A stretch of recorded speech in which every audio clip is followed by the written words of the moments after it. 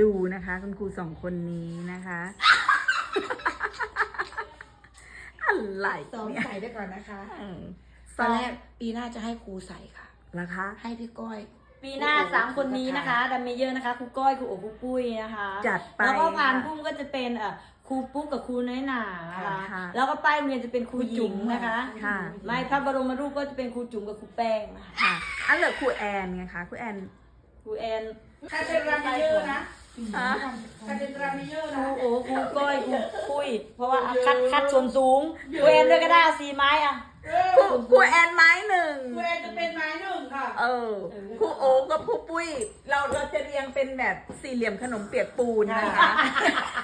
สี่เหลี่ยมคางหมู ครูก้อยต่อท้ายนะคะเพราะครูก้อยเดินไม่ตรงจัง เต้น หวะ ก่อนนักเรียนก็ครูนี่แหละค่ะ ค่ะ เห็นไหมคะ สวยเลิศมากค่ะ เลิศ อันนั้นคือเคมา